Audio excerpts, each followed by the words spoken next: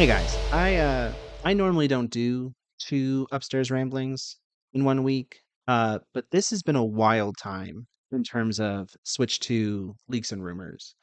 And to just real quickly sum it up, briefest way possible, in terms of leaks, we've had 3D renders, pictures of the console shell with motherboard inside, and complete specs just spill out onto the internet. And then on top of all that, a YouTuber who claims to have had this information for a while has 3D printed the actual thing and, shown off what certain aspects of the hardware will do, like camera button, additional USB ports, whatever. And they say when the Switch 2 will be officially revealed by Nintendo, which is next month.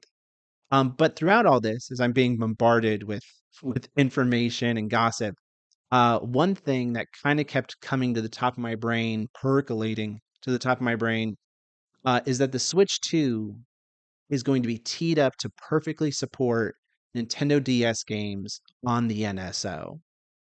So there were two pieces of information that really cemented this for me. The first being the initial Reddit post that kind of sparked all this. Um, I'll link to that below if you want to check it out yourself.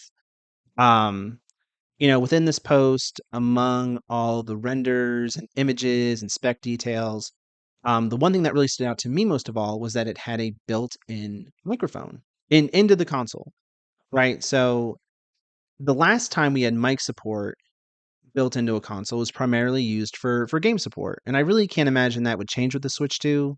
I mean, Nintendo has its gross like party chat app, and as much as it stinks, I don't see them really getting away from it. And the second bit of info that stood out to me came from that YouTube video, and again, I'll link to it below if you want to watch it yourself. Where the content creator claims that the USB port at the top of the console is used to attach an optional camera, and that the Joy-Con has a button specifically designated to interact with this camera. And again, this could be used for any number of things: augmented reality, party functions, whatever. But I think in a secondary capacity, both of these hardware tweaks could be used to cement the DS being added to the NSO service, likely under the expansion pack, or maybe they could create an entirely new tier, whatever. Um, but whether or not this mechanic was hardwired into a DS game, a game like Phantom Hourglass or Spirit Tracks, right? Or just casually utilized it, a significant portion of software available on that handheld, the Nintendo DS, had some relationship with the microphone gimmick. Most games in some capacity utilized it.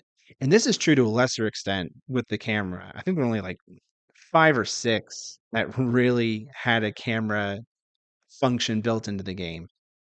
But regardless, by having these traits built into this next console, paired with dual screen support that I anticipate, and I'll link to the video here, the Switch successor could be the machine that brings even more classic handheld titles to a modern audience. But I don't know. This could certainly all be copium, or maybe none of the information is real. Maybe it's all fake that's out on the internet right now. But I'm very curious to know what you all think. Do you think the Switch successor will bring DS games to NSO? Do you think there might be other systems that are introduced alongside? I personally don't see 3DS coming, but certainly that could happen. Um, do you think it's all fake? Is none of this real? None of it's true. Please let me know in the comments below. I try to respond to each and every one of them, engaging with you guys on these goofy topics. It's something I really enjoy, and to a lesser extent, folks, any engagement we receive really helps the channel out. But anyway, I rambled. Thank you for watching. I'm Andrew Bolkar, and I will see you next time.